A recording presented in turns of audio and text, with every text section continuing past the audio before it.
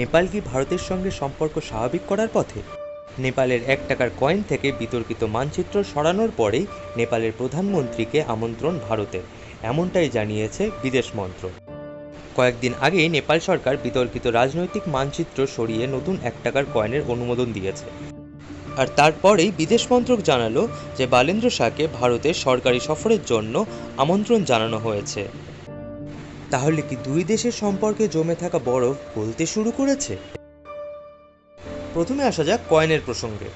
নেপালের সরকার নতুন ডিজাইনের ১ টাকার কয়েন অনুমোদন করেছে। সবচেয়ে বড় বিষয় হলো এই নতুন কয়েনে আর থাকবে না সেই বিতর্কিত রাজনৈতিক মানচিত্র। কি ছিল সেই বিতর্কিত মানচিত্রে? লিম্পিয়াধুরা, লিপুলেক এবং কালাপানিকে নেপালের অংশ হিসেবে দেখানো হয়েছিল তাতে। এর পরিবর্তে নতুন কয়েনে থাকবে মাস্তাং জেলার ঐতিহাসিক লো গ্যাকর বৌদ্ধ মঠের ছবি। নেপাল সরকারের এই সিদ্ধান্তকে শুধুমাত্র একটি নকশাগত পরিবর্তন বলে দেখছে না কূটনৈতিক বিশেষজ্ঞরা।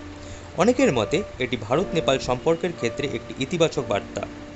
মনে করিয়ে দিই, ২০২০ সালে তৎকালীন প্রধানমন্ত্রী কেপি শর্মা ওলি নতুন রাজনৈতিক মানচিত্র প্রকাশ করেছিলেন।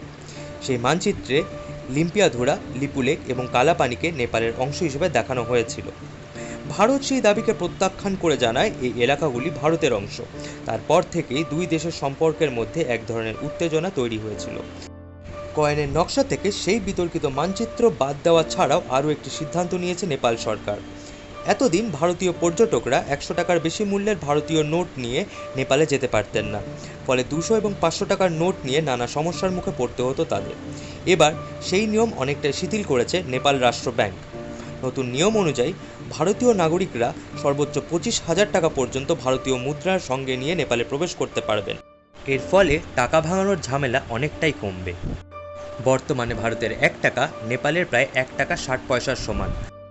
ফলে এই সিদ্ধান্ত দুই দেশের মধ্যে পর্যটন ও ব্যবসার ক্ষেত্রে ইতিবাচক প্রভাব ফেলতে পারে বলে মনে করা হচ্ছে।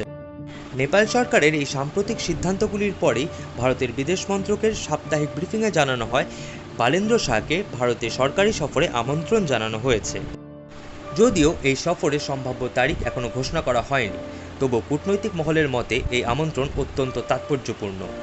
একদিকে বিতর্কিত মানচিত্র সরানো, অন্যদিকে ভারতীয় মুদ্রা নিয়ে নিয়ম শিথিল করা এবং তারপরই ভারত সফরের আমন্ত্রণ, এই তিনটি ঘটনাকে অনেকেই ভারত নেপাল সম্পর্কের নতুন অধ্যায়ের সম্ভাব্য ইঙ্গিত বলে দেখছেন। অবশ্য লিপুলেক, কালাপানি এবং লিম্পিয়াধুরা নিয়ে সীমান্ত বিরোধ এখনও আনুষ্ঠানিকভাবে মেটেনি। দুই দেশই নিজেদের অবস্থানে অনড় রয়েছে। তবে সব মিলিয়ে নেপালের সাম্প্রতিক সিদ্ধান্তগুলি শুধু কয়েন বা পর্যটন নীতির পরিবর্তন নয়, বরং দক্ষিণ এশিয়ার কূটনীতিতে একটি গুরুত্বপূর্ণ বার্তা বহন করছে। এখন দেখার বিষয়, বালেন শাহের সম্ভাব্য ভারত সফর কি দুই দেশের সম্পর্ককে আরও নতুন উচ্চতায় নিয়ে যেতে পারে, নাকি সেই সীমান্ত বিরোধী আবার আলোচনার কেন্দ্রে চলে আসবে? আপনার কি মনে হয়, নেপাল কি সত্যি ভারতের সঙ্গে সম্পর্ক আরও শক্তিশালী করতে চাইছে? কমেন্টে অবশ্যই আপনার মতামত জানান।